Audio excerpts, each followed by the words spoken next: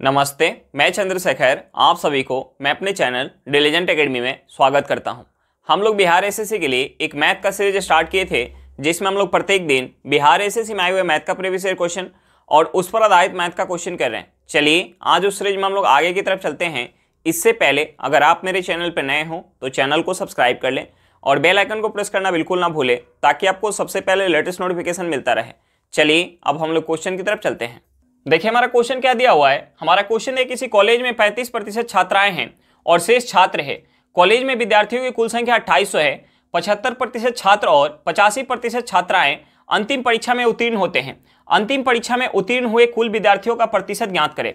हमें क्या निकालना? अंतिम परीक्षा में पास हुए कुल विद्यार्थियों का प्रतिशत निकालना है। अब देखिए हमें क्वेश्चन में कुल विद्यार्थियों की संख्या क्या दिया है? 2800 दिया है। तो हम इस क्वेश्चन को आसानी से सॉल्व करने के लिए कुल विद्यार्थियों की संख्या 100 मान लेते हैं, क्योंकि हमसे पूछ क्या रहा है? हमसे पूछ रहा है पास होने वाले विद्यार्थियों का प्रतिशत पूछ रहा है, यानी हमसे आंसर जो है प्रतिशत में पूछ रहा है। तो या तो हम कुल विद्यार्थियों की संख्या 2800 लेके चले या हम कुल विद्यार्थियों की संख्या 100 लेके चले, तो हमारा आंसर में कोई परिवर्तन निकल के नहीं आएगा। तो देखिए इस क्वेश्चन को आसानी से सॉल्व करने के लिए हम यहाँ कुल विद्यार्थियों की संख्या मान लेते हैं 100। अब देखिए हमें क्वेश्चन में क्या दिया है? हमें क्वेश्चन में दिया कि 35% जो है वो छात्रा है, यानी 35% क्या है? लड़की है। 100 का 35% कितना हो जाएगा? 35 हो जाएगा। यानी 100 में से 35 जो है लड़की है, यानी शेष क्या है? लड़के हैं। यानी लड़के कितने हो जाएंगे? 65 हो जाएंगे। अब देखिए हमें क्वेश्चन में आगे क्या दिया हुआ है? हमें क्वेश्चन में आगे दिया हुआ है कि 75% छात्र और 85% छात्राएं अंतिम परीक्षा में उत्तीर्ण होते हैं। हमें जो है क्वेश्चन में दिया हुआ है, हमें क्वेश्चन में क्या दिया है कि 85% छात्रा जो है वो पास हो रही है। 85% छात्रा जो है वो पास हो रही है, यानी फेल कितना हो रही होंगी? फेल हो रही होंगी 15%। और हमें क्वेश्चन में क्या दिया है? हमें क्वेश्चन में दिया है कि 75% छात्र जो है वो पास हो रहे हैं। 75% छात्र जो है पास हो रहे हैं, यानी फेल कितना हो रहे होंगे? 25%। अब देखिए हमसे पूछ क्या रहा है? हमसे पूछ रहा है अंतिम परीक्षा में पास होने वाले विद्यार्थियों का कुल प्रतिशत पूछ रहा है। तो देखिए 35 का 85% लड़की जो है वो पास हो रही है। तो हम यहां से निकाल सकते हैं कि पास होने वाले लड़की का संख्या कितना है? लड़की कितना पास हो रही है? 35 का 85%, 35 का 85%। और लड़के कितने पास हो रहे हैं? 65 का 75%। यानी हम यहां से टोटल जो है पास होने वाले विद्यार्थी की संख्या निकाल सकते हैं। लड़के कितने पास हो रहे हैं? 65 का 75%। अब देखिए हम इसे अगर 25 से काट ले तो ये 25 से जाएगा 3 बार में और ये 25 से जाएगा 4 बार में। अब देखिए हम इसे अगर 5 से काट ले तो ये 5 से कितने बार में जाएगा? ये 5 से जाएगा 20 बार में और ये 5 से जाएगा 17 बार में। हम इसे फिर से 5 से काट ले तो ये 5 से जाएगा 4 बार में और ये 5 से कितने बार में जाएगा? 7 बार में। अब देखिए यहां से हमारा क्या निकल के आ जाएगा? अगर हम 17 में 7 से गुना करेंगे, 17 में अगर हम 7 से गुना करेंगे तो ये हमारा क्या हो जाएगा? 119। यानी ये हमारा हो जाएगा 119 बटा क्या हो जाएगा? 4 हो जाएगा। प्लस ये हमारा क्या हो जाएगा? हम अगर 65 में अगर 3 से गुना करेंगे तो ये हमारा क्या हो जाएगा? 195 हो जाएगा। 195 बटा क्या हो जाएगा? 4 हो जाएगा। अब देखिए हम इसे ऐड करेंगे तो ये हमारा क्या हो जाएगा? हम इसे ऐड करेंगे तो ये हमारा हो जाएगा 200 प्लस का क्या हो जाएगा? 114। यानी ये हमारा हो जाएगा 314 बटा क्या हो जाएगा? 4 हो जाएगा। अब देखिए हम इसे अगर 4 से काटेंगे तो ये 4 से कितने बार में जाएगा? ये 4 से जाएगा 7 बार में। ये 4 से जाएगा 7 बार में, हाथ में क्या आ जाएगा? 3। ये हो जाएगा 34 4 से जाएगा 8 बार में, हाथ में आ जाएगा 2 पॉइंट लगेंगे, क्या हो जाएगा? 20 हो जाएगा। 20 4 से कितने बार में जाएगा? 5 बार में। यानी कितने विद्यार्थी पास हो रहे हैं? 100 में से कितने पास हो रहे हैं? 100 में से जो है 78.5 जो है पास हो रहे हैं। तो हमसे जो है पास का प्रतिशत पूछ रहा है। तो देखिए पास कितना हो रहे हैं? पास जो है 78.5 पास हो रहे हैं। कितने में से? 100 में से। गुने हम 100 करेंगे तो हमारा प्रतिशत निकल के आ जाएगा। देखिए यहाँ से 100 से 100 कट जाएगा, हमारा प्रतिशत क्या निकल के आएगा? कुल विद्यार्थी का पास होने वाले विद्यार्थी का प्रतिशत क्या निकल के आएगा? 78.5% निकल के आ गया। हमारा आंसर क्या निकल के आएगा? 78.5% निकल के आ गया। चलिए क्वेश्चन समझ में आ गया होगा। नेक्स्ट क्वेश्चन पे चलते हैं। देखिए हमारा क्वेश्चन क्या दिया हुआ है। हमारा क्वेश्चन है रजनी ने 22,500 रुपए में एक एलईडी टीवी सेट खरीदा। उसने इसके परिवहन पर 800 रुपया और इसको लगाने पर 1,000 रुपया व्यय किए। 20% का समग्र लाभ अर्जित करने के लिए इसको किस कीमत पर बेचना होगा? तो देखिए हमें सबसे पहले क्या निकालना पड़ेगा? हमें सबसे पहले टोटल जो है लागत निकालना पड़ेगा। अब देखिए टोटल लागत क्या हो जाएगा? 22,500 रुपए में वह खरीद रही है। परिवहन पे कितना खर्च करिए? परिवहन पे 800 रुपये खर्च करिए और इसको लगवाने में कितना खर्च करिए? 1,000 रुपया। अब देखिए हम इसे ऐड करेंगे तो ये हमारा क्या हो जाएगा? 22,500 प्लस का 800 क्या हो जाएगा, ये हमारा हो जाएगा 23,300 प्लस का 1,000 क्या हो जाएगा, 24,300 रुपया हो जाएगा। यानी टोटल जो है लागत क्या हो गया, 24,300 रुपया हो गया। और हमसे पूछ रहा है कि 20% लाभ अर्जित करने के लिए इसको किस कीमत पर बेचना होगा। तो देखिए अगर हम इसका 120% निकाल लेंगे तो हमारा आंसर निकल के आ जाएगा। यानी 24,300 का अगर हम 120% निकालेंगे तो हमारा आंसर निकल के आ जाएगा। अब देखिए हम यहाँ से इस 1 0 से 1 0 को काट सकते हैं, हम इस 1 0 से 1 0 को काट सकते हैं। अब देखिए हम इसमें अगर 12 से गुना करेंगे तो ये हमारा क्या हो जाएगा, ये हो जाएगा 0। 12 में 3 से गुना करेंगे, 36 के 6 हाथ में 3, 12 चौक 48 और 3 क्या हो जाएगा 51 के 1 हाथ में 5, ये हमारा क्या हो जाएगा 12 दूनी 24 और 5 क्या हो जाएगा 29 हो जाएगा। यानी यहाँ से हमारा क्या निकल के आ गया 29,160 रुपया। यानी अगर उसे 20% लाभ चाहिए तो उसे किस कीमत पर बेचना पड़ेगा, 29,160 रुपये में बेचना पड़ेगा। चलिए क्वेश्चन समझ में आ गया होगा, नेक्स्ट क्वेश्चन पे चलते हैं। देखिए हमारा क्वेश्चन क्या दिया हुआ है, हमारा क्वेश्चन दिया राजेश तथा शंकर के वर्तमान उम्रों का योग 60 वर्ष है। 6 वर्ष बाद राजेश तथा शंकर के उम्रों का अनुपात 7:5 हो जाएगा। शंकर की वर्तमान उम्र क्या होगी, हमें क्या निकालना, शंकर की वर्तमान उम्र निकालना है। अब देखिए हमें क्वेश्चन में क्या दिया हुआ है, हमें क्वेश्चन में राजेश तथा शंकर के वर्तमान उम्र का योग दिया हुआ है और हमें क्वेश्चन में क्या दिया 6 वर्ष बाद राजेश तथा शंकर के उम्रों का अनुपात दिया हुआ है। अब देखिए हमें क्वेश्चन में वर्तमान का जो है हमें योग क्या दिया हुआ है, हमें क्वेश्चन में वर्तमान का हमें योग क्या दिया हुआ है, वर्तमान का हमें योग दिया हुआ है 60 वर्ष। हमें वर्तमान का योग क्या दिया हुआ है, वर्तमान का हमें योग दिया हुआ है 60 वर्ष। तो देखिए हम यहाँ से 6 वर्ष बाद का हम योग निकाल सकते हैं, 6 वर्ष बाद का हम योग निकाल सकते हैं यहाँ से। देखिए 6 वर्ष बाद जब हम जाएंगे तो दोनों के आयु में 6 वर्ष का वृद्धि हो जाएगा। यानी योग में जो है वर्तमान के योग में कितने का वृद्धि हो जाएगा, 12 वर्ष का। यानी 6 वर्ष बाद जो है आयु का योग कितना हो जाएगा, 72 वर्ष हो जाएगा। 6 वर्ष बाद आयु का योग कितना हो जाएगा, 72 वर्ष। अब देखिए हमें क्वेश्चन में और क्या दिया है, हमें क्वेश्चन में दिया कि 6 वर्ष बाद राजेश तथा शंकर के उम्रों का अनुपात कितना है, 7:5 है। 6 वर्ष बाद राजेश और शंकर के उम्र का हमें रेशियो क्या दिया है, 6 वर्ष बाद राजेश और शंकर के उम्र का हमें रेशियो क्या दिया है, 7:5 दिया है। तो देखिए हमने मान लिया कि 6 वर्ष बाद राजेश का उम्र अगर 7 यूनिट होगा तो शंकर का उम्र कितना होगा, 5 यूनिट। यानी हम यहां से अगर योग निकालेंगे तो योग कितना हो जाएगा, 12 यूनिट हो जाएगा। लेकिन 6 वर्ष बाद का योग हमारा क्या निकल गया है, 72 वर्ष। यानी इस 12 यूनिट का वैल्यू क्या हो जाएगा, 72 वर्ष हो जाएगा। 12 यूनिट का वैल्यू क्या हो जाएगा, 72 वर्ष हो जाएगा। तो हम यहां से 1 यूनिट का वैल्यू निकाल सकते हैं, 1 यूनिट का वैल्यू क्या हो जाएगा, 6 वर्ष हो जाएगा। अब देखिए हमसे पूछ क्या रहा है, हमसे पूछ रहा है शंकर की वर्तमान उम्र पूछ रहा है। तो देखिए 6 वर्ष बाद शंकर का उम्र कितना है, 5 यूनिट है। अब देखिए हमें 1 यूनिट का वैल्यू पता है तो हम यहां से 5 यूनिट का वैल्यू निकाल सकते हैं। यानी 5 यूनिट का वैल्यू क्या हो जाएगा, 30 वर्ष हो जाएगा। यानी 6 वर्ष बाद शंकर का उम्र कितना हो जाएगा, 30 वर्ष हो जाएगा। यानी हम यहां से वर्तमान का उम्र निकाल सकते हैं, हम यहां से वर्तमान का उम्र निकाल सकते हैं। यानी वर्तमान में शंकर का उम्र कितना हो जाएगा, 6 वर्ष बाद अगर 30 वर्ष का है तो वर्तमान में कितना हो जाएगा, 24 वर्ष हो जाएगा। हमारा आंसर क्या निकल के आ गया, 24 वर्ष निकल के आ गया। हमारा आंसर क्या निकल के आ गया, 24 वर्ष निकल के आ गया। चलिए क्वेश्चन समझ में आ गया होगा, नेक्स्ट क्वेश्चन पे चलते हैं। देखिए हमारा क्वेश्चन क्या दिया हुआ है, हमारा क्वेश्चन है एक पर्यटक टीम अपनी यात्रा का 1/3 भाग नाव से, 4/15 भाग ट्रेन से, 1/15 भाग बस से तथा शेष 7200 मीटर पैदल पूरी करती है। टीम ने कुल कितनी दूरी तय की। तो देखिए हम इस क्वेश्चन को आसानी से सॉल्व करने के लिए हम कुल दूरी को कुछ मान लेते हैं। अब देखिए हम कुल दूरी को क्या माने ताकि हमारा क्वेश्चन जो है आसानी से सॉल्व हो जाए। तो हम उसके लिए 3, 15 और 15 का एलसीएम ले लेते हैं। जो हमारा एलसीएम निकल के आएगा हम उसे कुल दूरी मान लेते हैं। तो देखिए 3, 15 और 15 का एलसीएम क्या हो जाएगा, 15 हो जाएगा। यानी हम कुल दूरी को मान लेते हैं 15 यूनिट, हम कुल दूरी को मान लेते हैं 15 यूनिट। अब देखिए इस कुल दूरी का 1/3 भाग, इस कुल दूरी का 1/3 भाग नाव से, यानी हम इसका अगर 1/3 निकालेंगे तो ये हमारे क्या हो जाएगा, 5 हो जाएगा। उसके बाद हमें क्वेश्चन में आगे क्या दिया हुआ है, हमें क्वेश्चन में आगे दिया हुआ है कि 4/15 भाग, 4/15 भाग किससे तय कर रहा है, ट्रेन से। 4/15 भाग हम इसका अगर निकालेंगे तो ये हमारे क्या हो जाएगा, 4 हो जाएगा। अब देखिए हमें क्वेश्चन में और आगे क्या दिया है, हमें क्वेश्चन में आगे दिया कि 1/15 भाग, 1/15 भाग बस से। तो हम इसका अगर 1/15 निकालेंगे तो 15 का 1/15 क्या हो जाएगा, 1 हो जाएगा। यानी अभी तक जो है कितना यात्रा हो गया, 5 यूनिट प्लस का 4 यूनिट प्लस का 1 यूनिट, यानी ये कितना हो गया, 10 यूनिट हो गया। और टोटल जो है दूरी कितना है, 15 यूनिट, यानी शेष कितना बच गया, 5 यूनिट।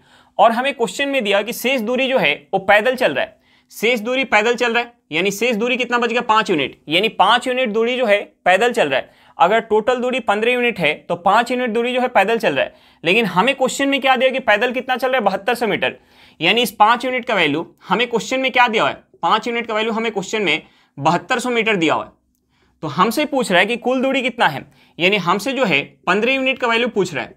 अब देखिए इस 5 को अगर हमें 15 बनाना है तो हम इसमें 3 से गुना करेंगे तो 15 बन जाएगा। अगर हम इस साइड 3 से गुना कर रहे हैं तो हमें इस साइड भी 3 से गुना करना पड़ेगा। अगर हम इस साइड 3 से गुना करेंगे तो ये हमारा कितना हो जाएगा, 21,600 मीटर हो जाएगा। ये हमारा क्या हो जाएगा, 21,600 मीटर।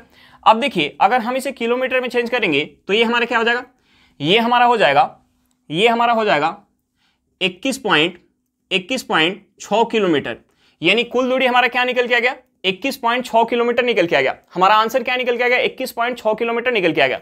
चलिए क्वेश्चन समझ में आ गया होगा, नेक्स्ट क्वेश्चन पे चलते हैं। देखिए हमारा क्वेश्चन क्या दिया हुआ है, हमारा क्वेश्चन दिया कारखाने में काम करने वाला एक श्रमिक अपने वेतन के 440 रुपए प्राप्त करता है, जो उसके पिछले साल के वेतन से 10% ज्यादा है। उसके पिछले साल का वेतन क्या था, हमें क्या निकालना है, पिछले साल का वेतन निकालना है। तो देखिए हम सबसे पहले क्या करेंगे, इस 10% को हम फ्रैक्शन में चेंज करेंगे। 10% को अगर हम फ्रैक्शन में चेंज करेंगे तो ये हमारा क्या हो जाएगा, 1/10 हो जाएगा।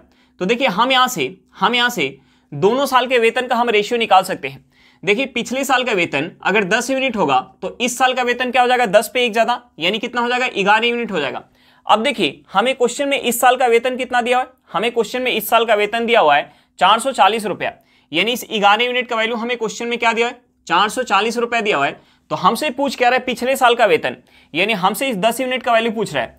तो देखिए इस 11 में हम कितना से गुना करेंगे कि ये हमारा 440 हो जाएगा, यानी हम इस 11 में अगर 40 से गुना करेंगे तो ये हमारा क्या हो जाएगा, 440 हो जाएगा। तो हम यहाँ इस 10 में भी 40 से गुना करेंगे, 10 में 40 से गुना करेंगे तो ये हमारा क्या हो जाएगा, 400 रुपया हो जाएगा। यानी पिछले साल का उसका वेतन कितना होगा, 400 रुपया होगा। हमारा आंसर क्या निकल के आ गया, 400 रुपया निकल के आ गया। चलिए क्वेश्चन समझ में आ गया होगा, नेक्स्ट क्वेश्चन पे चलते हैं। देखिए हमारा क्वेश्चन क्या दिया हुआ है, हमारा क्वेश्चन है एक मशीन के निर्माण की लागत को समान मजदूरी तथा ऊपरी खर्च में 3:4:1 के अनुपात में बांट दिया जाता है। यदि सामान की कीमत 75 रुपया है तो मशीन के निर्माण की लागत ज्ञात करें। हमें क्या निकालना, मशीन के निर्माण की लागत निकालना है। अब देखिए हमें क्वेश्चन में क्या दिया हुआ है, हमें क्वेश्चन में सामान, मजदूरी तथा ऊपरी खर्च का हमें रेशियो दिया है, और हमें क्वेश्चन में क्या दिया है, सामान का हमें कीमत दिया हुआ है, और हमसे पूछ क्या रहा है, मशीन के निर्माण की लागत मूल हमसे पूछ रहा है।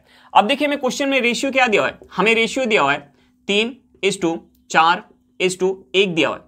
यानी मशीन के सामान के ऊपर अगर 3 यूनिट का खर्च हो रहा होगा तो मजदूरी पे कितना खर्च हो रहा होगा, 4 यूनिट, और ऊपरी खर्च कितना होगा, 1 यूनिट।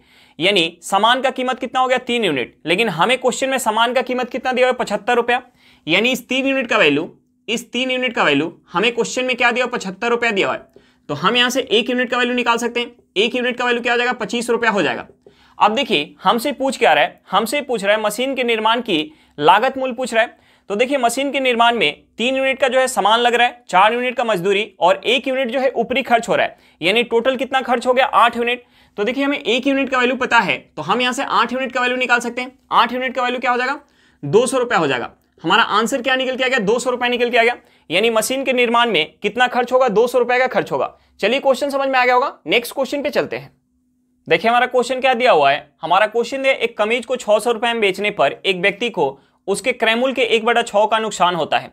क्रयमूल्य पर 1/6 का लाभ पाने के लिए उसे कमीज कितने में बेचनी चाहिए।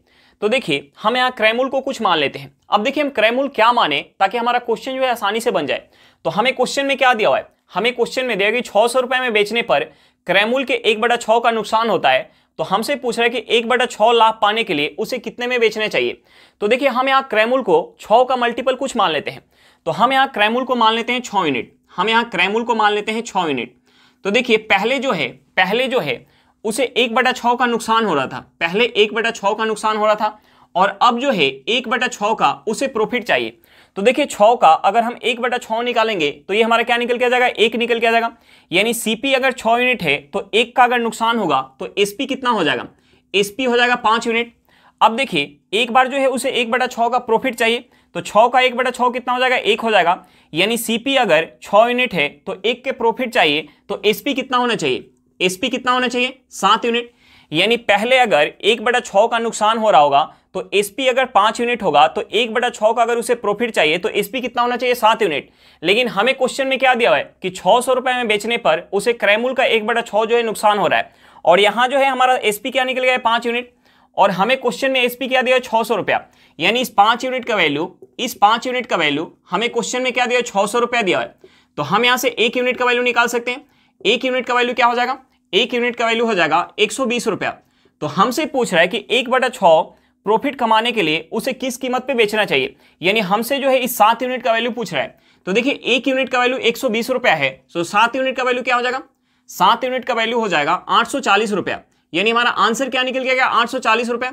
यानी उस कमीज को अगर हम 840 रुपए में बेचेंगे तो हमें कितना का प्रॉफिट हो जाएगा, क्रैमूल का 1/6 जो है प्रॉफिट हो जाएगा। हमारा आंसर क्या निकल गया 840 रुपया।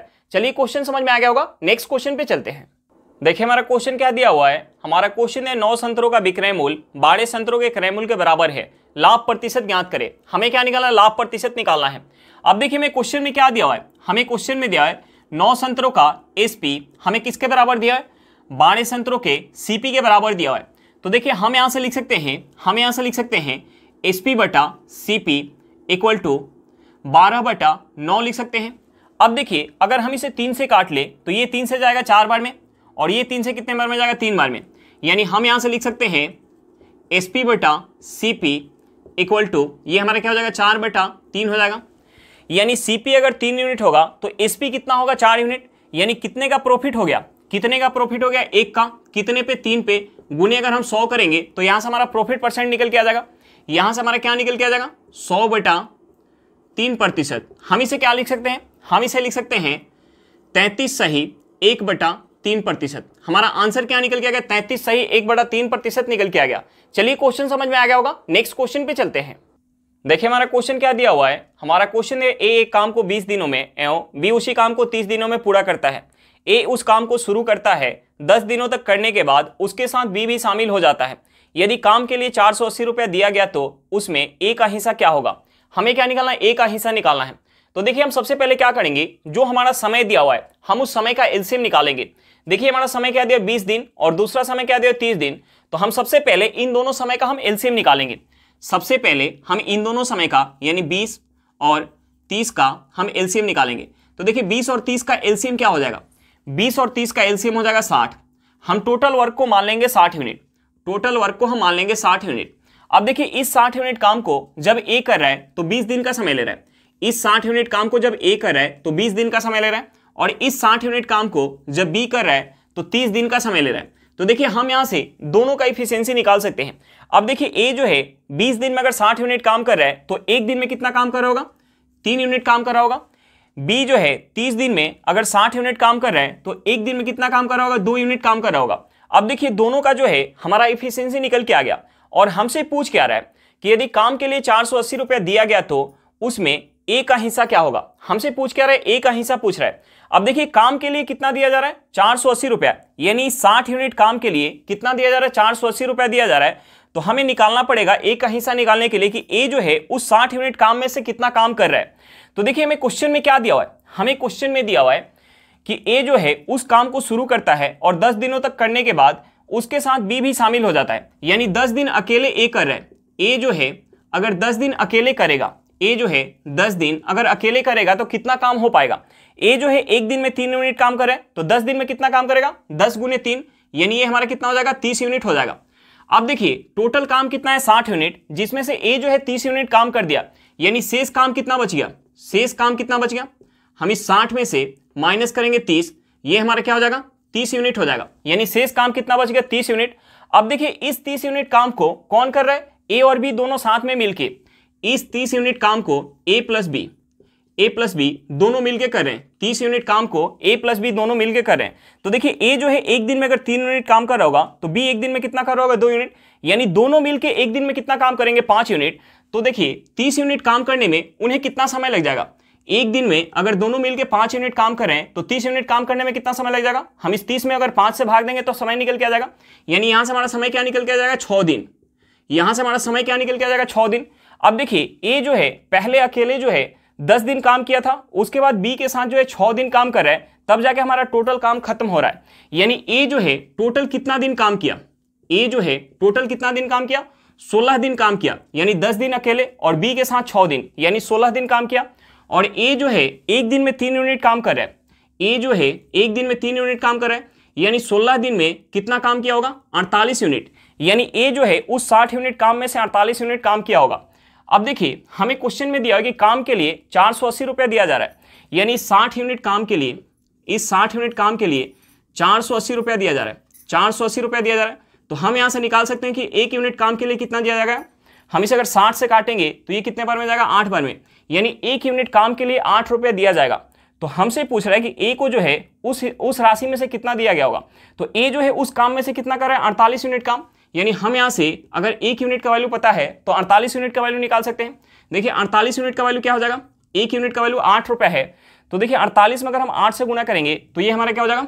64 का 4, ये हो जाएगा 64 का 4, हाथ में 6, ये हो जाएगा 32 और 6 क्या हो जाएगा? 38। यानी ए को जो है उस राशि में से कितना मिल जाएगा? उस राशि में से 384 रुपया मिल जाएगा। हमारा आंसर क्या निकल के आएगा? 384 रुपया। चलिए क्वेश्चन समझ में आ गया होगा। नेक्स्ट क्वेश्चन पे चलते हैं। देखिए एक हमारा बोर्ड मास के ऊपर आधारित सिंप्लीफिकेशन दिया हुआ है, हम इस सिंप्लीफिकेशन को सॉल्व करते हैं। अब देखिए हम बोर्ड मास में सबसे पहले हम छोटे ब्रैकेट के अंदर का काम करते हैं। अब देखिए छोटे ब्रैकेट के अंदर हमें यहाँ एक लाइन दिया हुआ है, इस लाइन को हम क्या कहते हैं? वेनिकुलम बार। अब देखिए हमें वेनिकुलम बार दिया हो तो हम सबसे पहले वेनिकुलम बार की क्रिया को करते हैं। तो देखिए हम यहाँ 7 + 4 करेंगे, ये हमारा क्या हो जाएगा? 11 हो जाएगा। अब देखिए 25 में से 11 माइनस करेंगे तो ये हमारा क्या हो जाएगा? 14 हो जाएगा। 14 जब ब्रैकेट से बाहर आएगा तो ये हमारा क्या हो जाएगा? 29 - 14। तो देखिए 29 में से अगर हम 14 माइनस करेंगे तो ये हमारा क्या हो जाएगा? 15 हो जाएगा। 15 जब ब्रैकेट से बाहर आएगा तो ये हमारा क्या हो जाएगा? 36 - 15। तो देखिए 36 में से अगर हम 15 माइनस करेंगे तो ये हमारा क्या हो जाएगा? 21 हो जाएगा। और 21 जब ब्रैकेट से बाहर आएगा तो ये हमारा क्या हो जाएगा? 45 - 21 हो जाएगा। यानी 45 में से 21 माइनस करेंगे तो ये हमारा क्या हो जाएगा? 24 हो जाएगा। यानी यहां से हमारा आंसर क्या निकल के आ गया? 24 निकल के आ गया। हमारा आंसर क्या निकल के आ गया? 24 निकल के आ गया। चलिए क्वेश्चन समझ में आ गया होगा। आज के लिए इतना ही, फिर मिलते हैं नेक्स्ट क्लास में। अगर क्लास अच्छा लगे तो क्लास को लाइक करिएगा, अगर आप मेरे चैनल पर नए हो तो चैनल को सब्सक्राइब करिएगा और क्लास को अपने दोस्तों के साथ शेयर करना बिल्कुल मत भूलिएगा। चलिए बाय बाय।